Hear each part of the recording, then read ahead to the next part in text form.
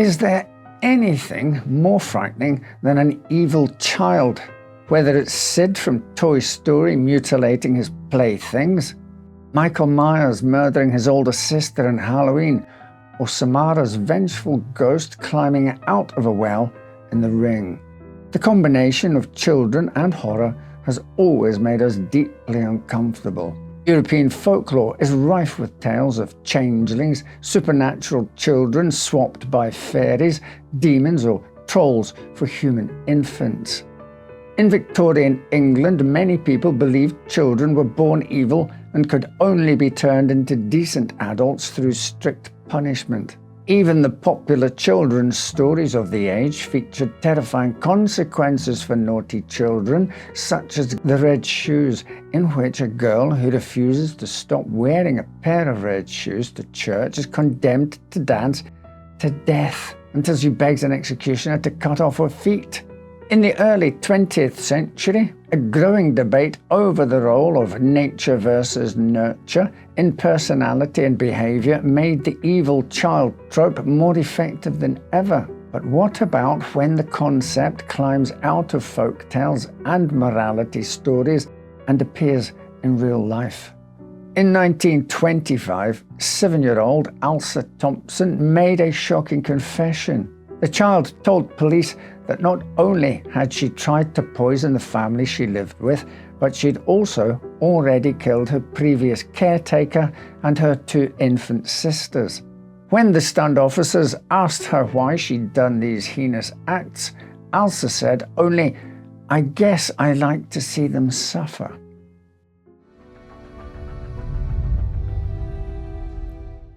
The confession came after Mrs. Platt told the police in Hollywood, California, that the child they had been boarding for several weeks had begun trying to poison the family with sulphuric acid. Elsa and her younger sister, Maxine, had been sent to live with the Platt family while their mother, Claire, worked at a store downtown. The family had moved to California from Dauphin, Canada. While still living in Manitoba, Claire and Russell Thompson's 2-year-old twin daughters, Muriel and Mildred, had died from a painful, protracted intestinal disease. Perhaps desperate to put the tragedy behind them, the Thompsons moved their 2 remaining children to Los Angeles. Shortly after arriving, Claire and Russell separated. Russell moved to Santa Ana, while Claire stayed in Hollywood with Elsa and Maxine. According to some sources, Claire had dreams of becoming an actress and threw herself into auditioning for roles while also working as a clerk in a store to pay the bills. With no one to care for the young girls during her shifts, Claire was forced to board the pair with other families. While it may sound shocking today, before daycares and after-school programs were plentiful, it was quite common for a single mother to send her children to live with a nearby family, at least during the work week. Elsa and Maxine were sent to live with an elderly woman, Mrs. Steele, and her adult daughter, Nettie. After a few months, Nettie fell ill with stomach cancer and passed away. The girls were then settled with the Platt family, who had school-aged children of their own. According to Mrs. Platt, about 2 weeks after Elsa and Maxine moved in, the various members of the Platt family began falling ill. Mr. Platt lost his voice. Mrs. Platt became weak and sick, and their children began to complain of various aches and pains. The family physician could not find a cause for their sudden bout of bad health, which made Mrs. Platt suspicious of Elsa. Mrs. Platt said the entire ordeal culminated when, at dinner one night, the family noticed their food tasted terrible and refused to eat it. She said that Elsa was so infuriated with their refusal to eat that she chased her little sister Maxine into the bathroom with a sharp knife, threatening to cut her wrists. She also claimed that Elsa had killed the family canary, tortured the dog, and tormented neighborhood children. The Hollywood police, however, were skeptical of the claims. Elsa was well-groomed, polite, and respectful. Most importantly, she was just 7 years old. How could such a small child plot a homicidal scheme and slip poison into the family's supper? But when the officers asked her, If what Mrs. Platt said was true, the little girl immediately confessed. Hollywood Police Captain L. McCleary was unconvinced. He believed it was more likely that the young girl was suffering from hallucinations or mental illness than that she had truly committed these monstrous acts. A juvenile court judge agreed and ordered that Elsa be placed under psychiatric observation at LA General Hospital until her claims could be verified by medical professionals. For the next few days, physicians and police investigators probed Elsa's claims and observed her behavior. She happily repeated the same details each time she was asked about the alleged crimes. Here is the entirety of what Elsa confessed to. While living in Canada, 5-year-old Elsa took a glass jar from the kitchen and smashed it on the front sidewalk. She picked up some of the pieces, carried them inside, and sprinkled them onto the cereal her mother had prepared for Muriel and Mildred. She watched them eat the tainted food, then went outside to play, afraid her mother would notice the glass shards and scold her. The twins became ill soon after and died after a few days. Elsa said, "When they died, I cried too, and everybody else cried. I felt sorry after they were dead." One doctor asked Elsa why, if she felt sorry, did she let her baby sisters eat the glass. Elsa answered, "I was sorry after they were dead, but I wasn't sorry while they were sick.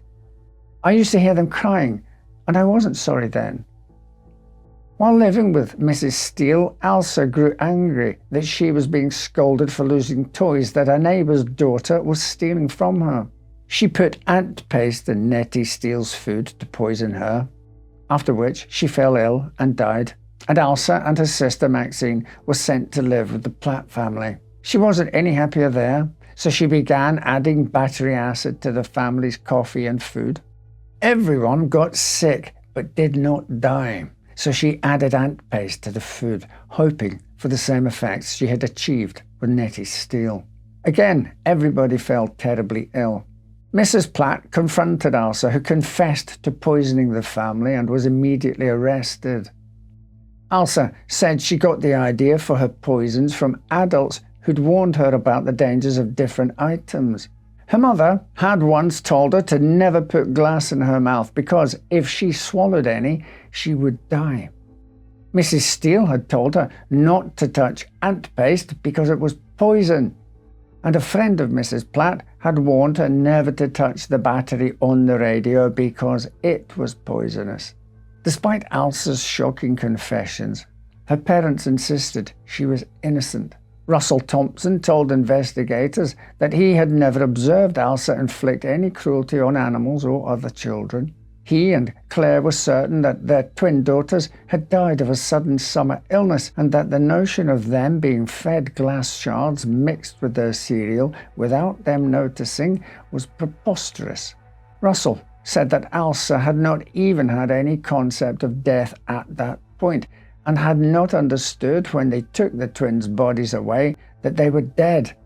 Indeed, the twins had been under constant medical care prior to their death, and a surgeon who attended them was insistent that their condition could not have been caused by ingesting glass. However, a country autopsy surgeon disputed this claim, arguing that glass could have caused the initial symptoms that were mistaken for intestinal disease. The doctor who treated Nettie Steele declared that she had stomach cancer, a condition that had been present long before Elsa arrived, and that he saw no signs of arsenic poisoning while he was treating her. Nettie's mother, the elder Mrs. Steele, also stated that while Elsa was a bad girl who told many lies, she had certainly not murdered Nettie. Elsa's teachers also doubted that she was capable of such callous actions. They described her as a bright, obedient student who was studying the 8th grade curriculum despite being of kindergarten age. One teacher told the press that Elsa was a teller of elaborate tales, but she had never caused any trouble in the classroom. The psychiatric professionals who evaluated Alsa Thompson did not believe her confession was an invented, elaborate tale. They concluded that she was telling the truth, at least about her responsibility in the deaths of her sisters and Nettie Steele, even if a few details were embellished.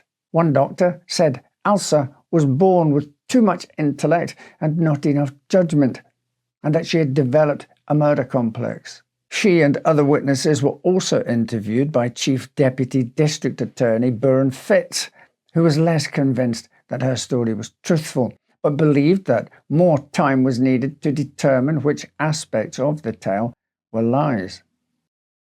Judge Gates of the Lunacy Commission ruled that Elsa was sane, but lacking judgment and emotion, and ordered that she be placed in the care of parole officer Jean McCracken, to be placed in a retreat where her mind might be rid of all its abnormalities under the proper care. Elsa's case was a media sensation. Newspaper writers dubbed her the Baby Borgia, named after the notorious family of nobles rumoured to have used poison to eliminate their rivals and secure political and monetary gains.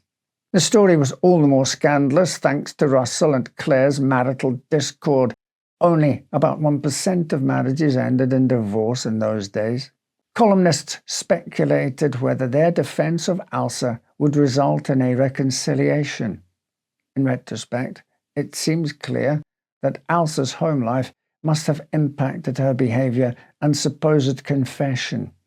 She'd lost 2 sisters, moved to another country, seen her parents separate, been sent to live with a woman she watched die of stomach cancer, and was then uprooted yet again to live with the Platts. Yet, at the time, no one seemed particularly concerned with determining which factors might lead Elsa to murder 3 people or lie about murdering them. Just as it seemed her story had reached its climax, and as the public was waiting with bated breath to discover what Elsa might reveal while under care, she withdrew her confession. Elsa told her examiners that her stories were mere fairy tales that had been put in her head by a woman she lived with.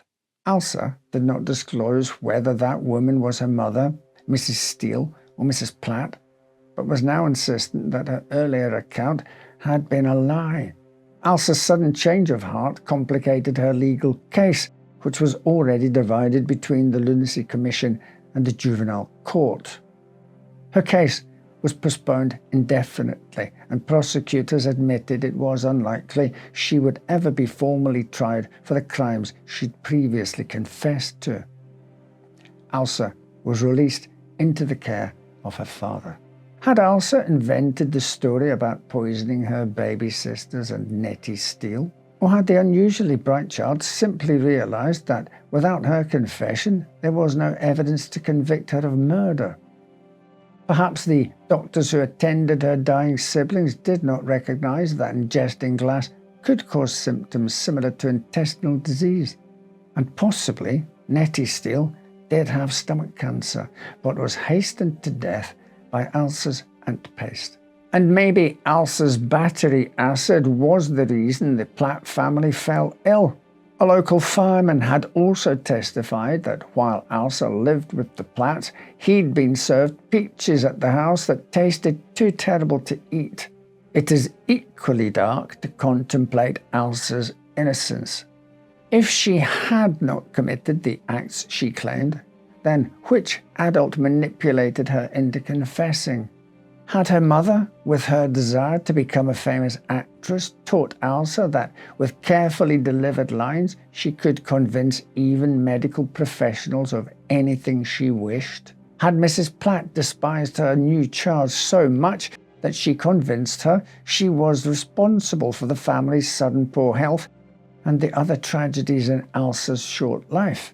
Despite so many unanswered questions, Elsa's confession was never revisited. She moved to Santa Ana with her father, where she disappeared from the public eye for good. According to a few old newspaper clippings, she married her former classmate, Harry R. Reid, in 1935. Reid was an ambitious traveler and explorer who headed a 1946 expedition to Alaska, with his group becoming the first civilians to use the brand new Alcan highway to reach the territory. A 1947 news story about the expedition briefly mentions Elsa. His wife, Alsa Thompson Reed, a writer, accompanied the expedition to gather article and book material.